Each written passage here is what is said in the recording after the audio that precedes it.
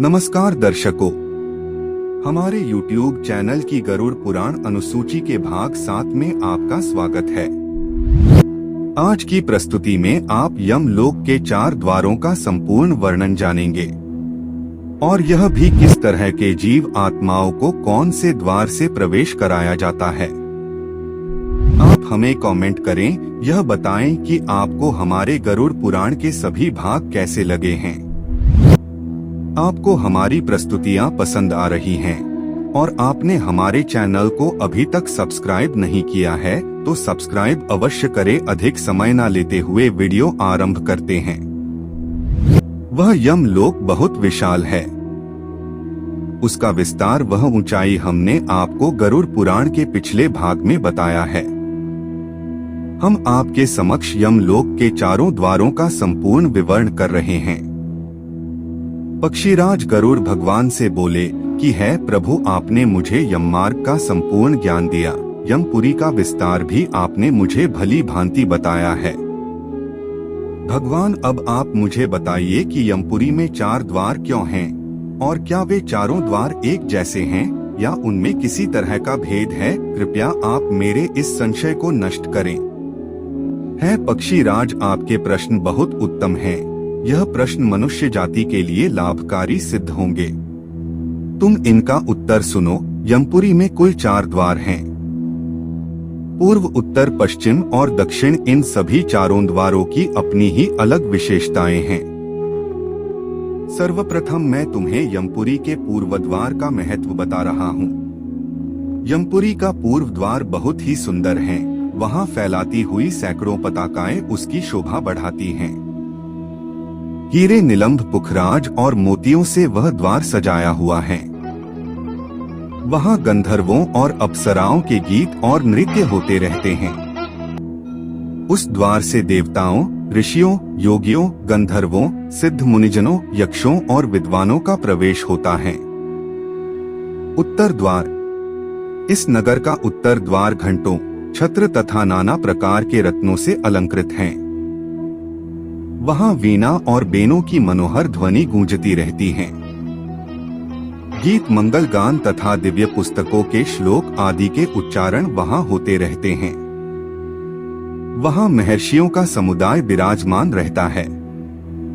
उस द्वार से उन आत्माओं का प्रवेश होता है जो धर्मध्य और सत्यवादी हैं, जिन्होंने दूसरों को जल पिलाया और सर्दी में अग्नि का सेवन कराया है, जो थके हारे हुए मनुष्यों की सेवा करते और सदा प्रिय वचन बोलते हैं, जो दाता यानी दान देने वाले गुरु और माता पिता के भक्त हैं, तथा जिन्होंने ब्राह्मणों की सेवा और अतिथियों का पूजन किया है, वे उत्तर द्वार से ही पुरी में प्रवेश करते हैं। पश्चिम द्वार, यमपुरी का पश्चिम महाद्वार है और विभिन्न भांति के रत्नों से विभूषित है। वहाँ विचित्र मणियों की सीढ़ियां बनी हुई हैं। देवता उस द्वार की शोभा बढ़ाते रहते हैं। वहाँ ढोल, मृदंग और शंख आदि यंत्रों की ध्वनि हुआ करती है। सिद्धों के समुदाय सदा हर्ष में भरकर उस द्वार पर मंगल गान करते हैं।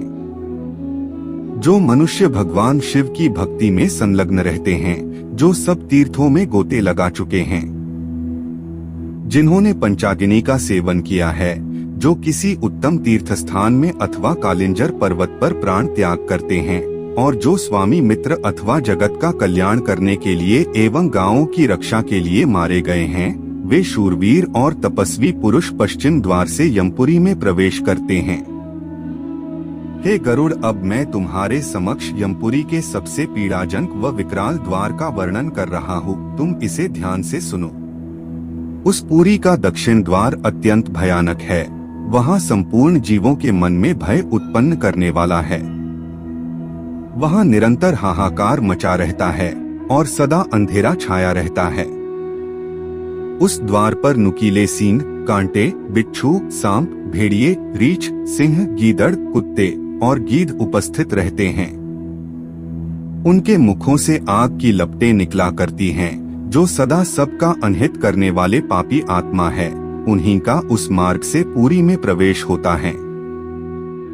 जो ब्राह्मण गौबालक, वृद्ध, रोगी, शरणागत, विश्वासी, स्त्री, मित्र और निहत्थे मनुष्य की हत्या करते या कराते हैं, पराई स्त्री के साथ संभोग करते हैं, दूसरों के धन का अपहरण करते हैं, संपत्ति हड़प लेते हैं, दूसरों को जहर देते और उनके घरों में आग लगाते हैं, किसी के वस्त्र, वस्तु और आभूषण की चोरी करते हैं, दूसरों की विवशता देखकर उनके प्रतिकृति ऊर्जा का बर्ताव करते हैं, सदा झूठ बोलते हैं, नगर, राज्य तथा राष्ट्र को महान दुख देते हैं, झूठी गवाही देते, कन्या बेचते, अभक्ष्य भक्षण करते, माता पिता को कठोपचन सुनाते तथा और भी अन्य प्रकार के महापापों में संलग्न रहते हैं, वे सब दक्षिण द्वार से यमपुरी में प्रवेश करते हैं।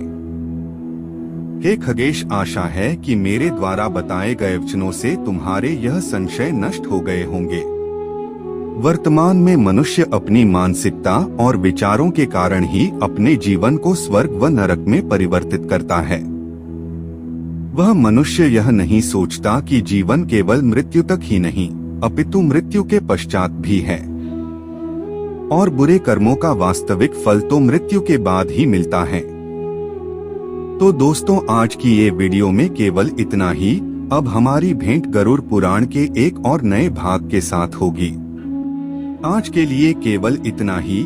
जाने से पूर्व हमारे वीडियो को लाइक करें और यह चैनल को सब्सक्राइब अवश्य करें। तब तक के लिए जय श्री कृष्णा। धन्यवाद इस वीडियो को देखने के लिए।